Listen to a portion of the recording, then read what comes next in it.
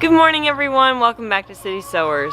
Today is a rough morning. So last night was the first time that I pulled Teddy off of Betsy for overnight.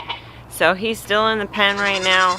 I'm going to milk Betsy. She has a full udder for the first time today. We're going to see what kind of production she's got. And yeah, and then we'll get little Teddy back out of the pen. But it's like 7 in the morning and he's hollering. So I want to try and get him settled as soon as possible so we don't disturb the neighbors too much. Alright, Betsy, you want to go get milked? Yeah? Alright, come on.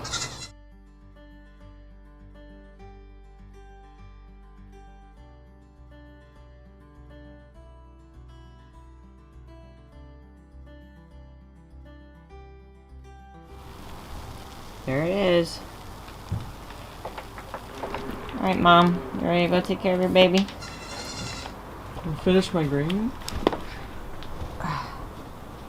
You ready? Well, let's get your cookies. Okay. Come on.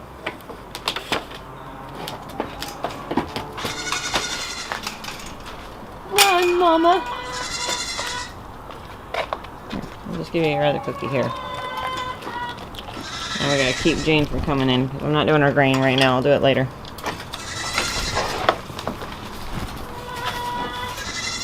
Alright, come on, Betsy. Teddy! We're coming. We're coming. Little man. Here you go.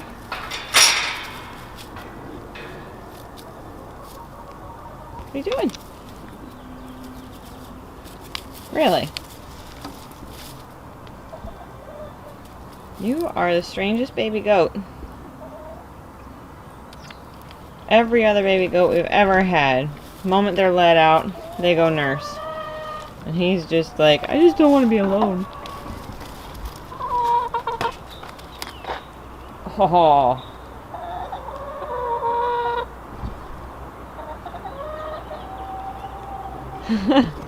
You just kicked this post on the way by. Give yourself some dead leg? Please don't have just broken your leg. Oh, Teddy. You don't even try to nurse? You gotta be hungry.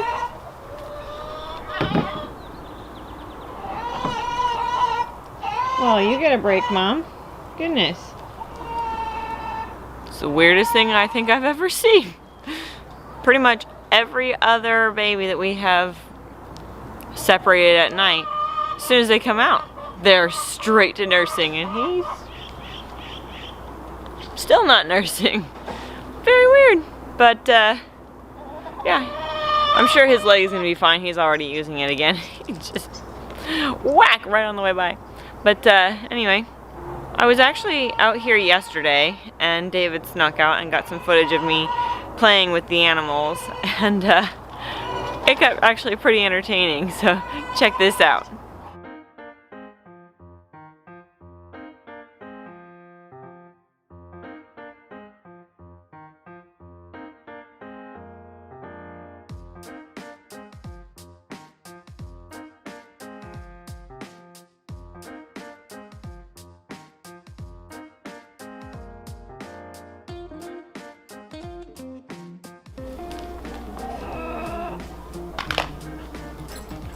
Jane loves Shasta. She follows her everywhere.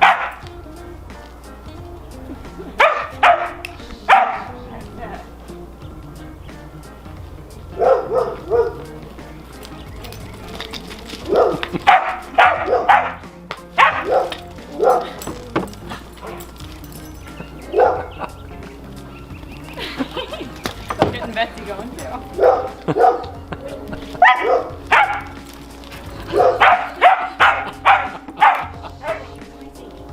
This is hilarious.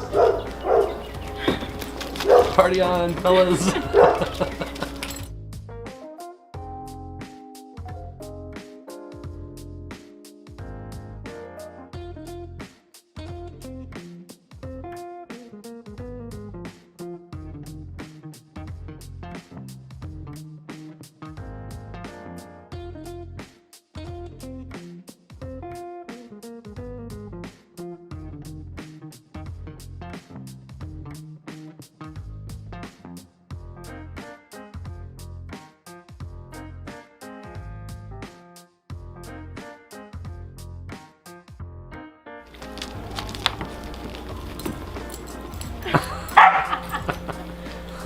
Jane is gonna.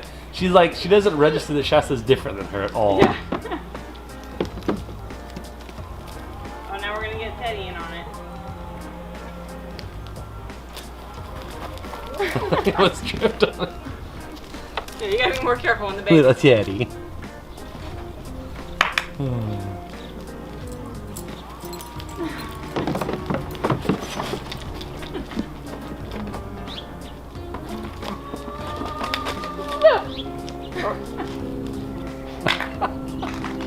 This giant, fat, pregnant goat.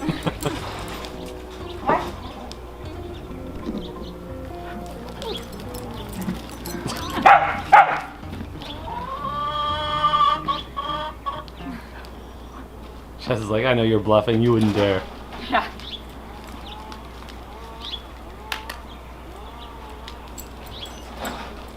So funny.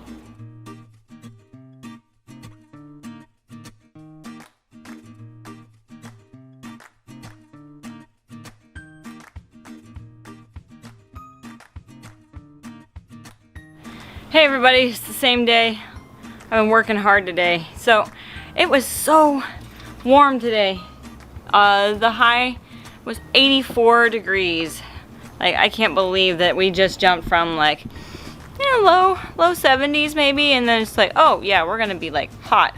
I decided to take the opportunity of having nice-ish weather. It's a little warm, but to get some stuff done in the gardens, or kind of the main garden and some container garden stuff that has needed to be done that I just haven't had the energy or the time to get to, and I finally decided to make the time to do it.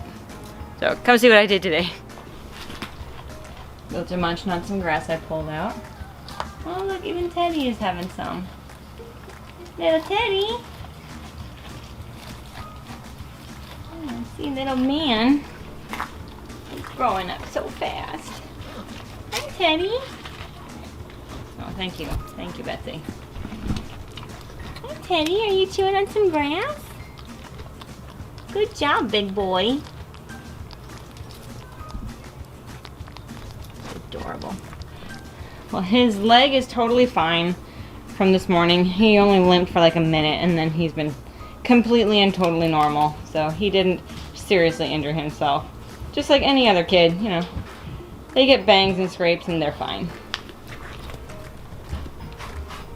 Hi. So the first bed here is just inside the gate. This is actually the herb bed. This giant stubbly thing back here is my oregano. I decided to hack it like all the way back because it was just getting out of hand, and so I cut it way back. If it comes back, then I'm actually planning on transplanting it. Probably maybe at the end of the season, I'm not sure. But I've got the garlic that's in this barrel back here. I have a hard time with growing certain things back there.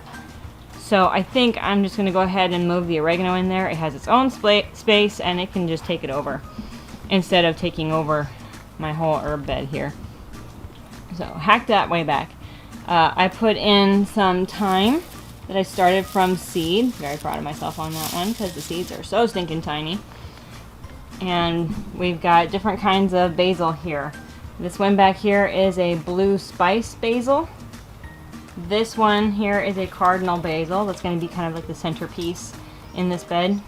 And then this one is a spicy saber. And it's got quite a bit of kick to it. I tasted it last year when I grew it, and it was like, whoo-wee! So that will be wonderful. And maybe throw that into a batch of pesto. Maybe not make the whole batch, but it'll be good. This whole bed here, the skinny bed, is my pesto basils. So these 4 plants here they're actually legitimately called Italian pesto basil. They're a little bit spicier, and they're just really good. I've made pesto both with like your regular run-of-the-mill green sweet basil that you can pick up like at the store and stuff like that. And it'll still make pesto. It's delicious. But the color is darker from the bruising on the leaves, and I mean, it's a more mild flavor. Whereas this Italian pesto basil that I got, it's actually a Renee's garden or Renee's herb, one of those seed packet varieties, and it makes for a lighter green pesto that's got some really good kick, really good flavor. We love it. And when the local store around here was going out of business, I bought like a whole bunch of packets of it to make sure I would have it for a while. My little garlic forest here in the pesto bed. But the other 4 basils here are the African Nunum. Actually, there's 3 here right now, but I have a 4th one in the house. It just wasn't quite big enough yet. It's gonna go in that spot. But that's the African Nunum basil. It's new from Baker Creek, and they advertise that it's excellent for making a pesto, and I'm gonna give it a shot. Now, immediately across from my pesto bed, along this fence on the side, is a bed. This tomato is the Blush Tiger cherry tomato, and I put this one in today. This is the Thorburns Terracotta tomato. So it's a little smaller, it's a little younger because it had to be restarted. It just didn't take off when I started the others, and so now I have a new one, and it's in. Also put in some of my marigolds and 3 more kinds of basil because I have problems. This one is your regular traditional Genovese basil. I wanted to just at least have some. This one's a lemon basil and a lettuce leaf basil. And as you can see, I've got some peppers over here. I planted some. Didn't get to Nathan's yet because Nathan is growing the yellow monsters and I need to amend his bed still. Haven't done that yet. That's a project for tomorrow. I've also been mulching all the beds kind of as I go, and that's largely because things are drying out. It's getting hot. Well, maybe not hot, but it's getting warm, and the sun is going to start baking a lot of that moisture out of the soil. So I took the hose and just kind of sprayed the surface, dampened it, and then put straw on top of it. And then I actually spray the straw down just to kind of help tamp it down to the surface of the soil, because when it's all fluffed up, there's so much air in there, I'm not really sure how effective it is. And I'm not soaking it. It's just kind of spraying it to tamp it down a little. And I make sure that the base of the plants are not being like crowded by it. So far that's been working. You can tell a difference in the beds that have had straw versus the ones that have not. And but yeah, anyway, let's move on. In this bed, I put the violet sparkle peppers. So I've got 3 like normal healthy ones, and I've got the 3 goat munched ones that, I mean, look at the growth that's already coming back on this. So I'm not worried about them, and I know that they will probably take off faster if they have the nutrition from the soil rather than leaving them in the pots until they get bigger. So I stuck them in here. And then I also put some Oopsie Daisy calendulas in here because they're a dwarf calendula. Regular size ones I feel like would just be too big in here, but I think the dwarves will be great. So there's one on either end. Okay, over here in the patio garden, I haven't gotten a whole lot done yet. However, my finger lime over here got a new pot today, so I got that potted. I really hope it takes off and that I don't see it suffering anymore. Now, this is all like stuff I cleared out behind it. I still have to come in here and clean up. But working. The water trough here got the last of the shishito peppers planted. So now this is actually finished. All the peppers are in place. I'm not sure that I'm going to put anything else in here because they are going to fill it up. So, but they look so nice. Now I come over to the side yard, which is also kind of a mess because I've been working here and working there and following the shade as much as I can. But today I got Nathan and Caleb's barrels planted. Now Caleb has a lot of these volunteer forget-me-nots that we planted in here.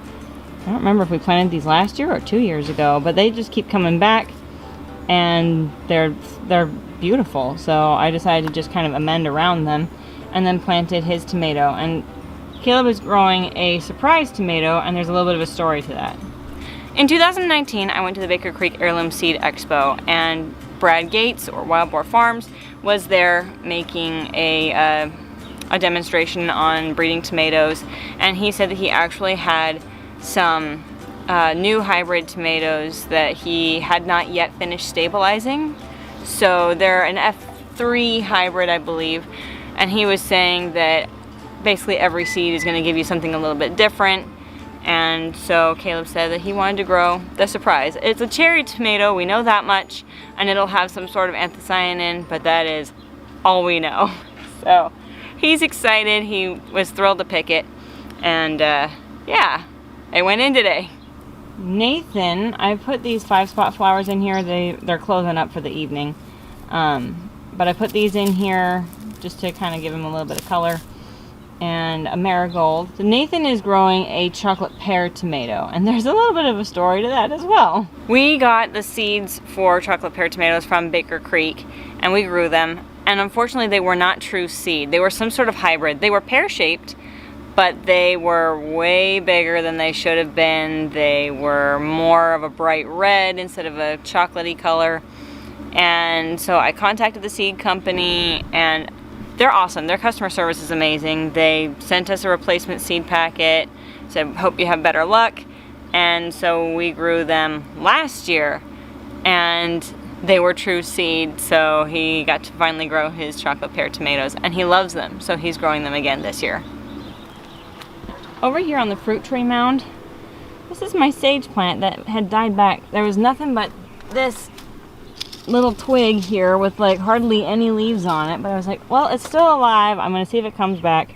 And lo and behold, it's coming back. I mean, there's this big gnarled bit here that I think is gonna have to come off or something, but it came back, and I was quite surprised because I actually started seeds in the house in case it didn't come back, but I probably didn't need to because these are all volunteer sage plants. They're everywhere. I'm not sure what to do with them. I'll have to pull them out and give them away.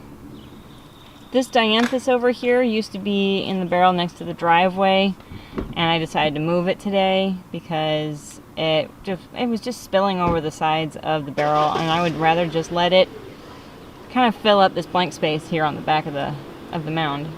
And this container used to have my peppermint in it over here, but I've had problems with the cats just like pulling out whatever the water system is that I want to put in here. So I've given up. This entire container is going to be tossed out. The plastic is falling apart anyway, just moving it, and it was just falling apart. But it does still have this moringa tree in it. And it's coming back, surprisingly, with absolutely no water supply in here, and it's got new growth on it. This one is actually one that I'm not keeping. I'm giving this one to a friend. So I gotta find something to put it in first, and then I'll get that to her and I can get this container out of here. The old home of the dianthus is the new home of the peppermint, which is coming back with a vengeance. I thought that I had killed it because of the cats pulling out the water in that container over there, but it came back this spring. And I'm really looking forward to it, just letting it take over this whole thing. And I'm going to have cuttings and like make tea and all that stuff, because that stuff is really good. I've really grown to like peppermint tea. Just look at this fruit tree. It's so like filling out. I'm so happy. And then look. Baby peaches. Who doesn't like peaches, right? No, I'm really, really excited. I actually was not a peach fan for most of my life, so I guess me. I don't like peaches, but I like them now. But yeah, there's baby peaches. And look, nectarines. Hello, baby nectarine. That's awesome.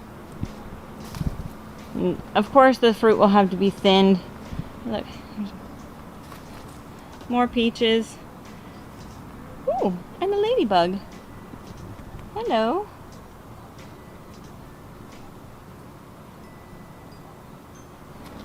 The apple tree is currently like living its best life. I have never seen this many blossoms on it.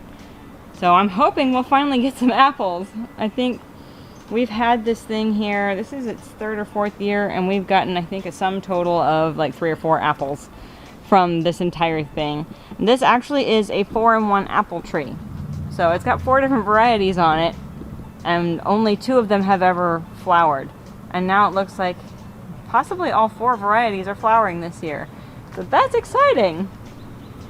And the last thing I've done today is maybe a little ghetto, but I've got zip ties here in a chain to hold up this little solo branch that is covered in apricots.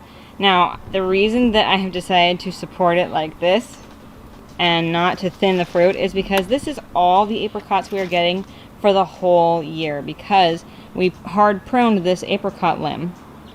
And this is the only like twig that was left on it. And so it's the only branch that is old enough to make fruit. And so I put zip ties on it, not so tight as to damage it, but tight enough that they won't slip. And there's 2 points of contact to kind of break up the tension on it. And hopefully this will just keep it going for the next few weeks until it's ready to pick. Thank you for joining me on this beautiful first day of April. We're getting ready for Easter. I'm really glad that I was able to get a lot of these projects done that have been kind of COVID delayed, because we had COVID almost a month ago now, and actually it was a month ago. Oh my gosh, time has gone really quickly. And a lot of those projects just got delayed because first we were just actually down with it, and then there's the whole recovery where you are still weakened, but you're also trying to get everything else back up and running, like your entire life, your household, like just everything has to get back up and running. And unfortunately some of the garden work is what fell by the wayside. So I'm really glad that I was able to get at least a chunk of it done today. I'm planning on doing a lot more of it tomorrow. And yeah, I've got all these plants that are in trays that are desperate to be planted, so I'm gonna get that done. As always, this is your urban nerd with a goat herd telling you you can grow where you're planted.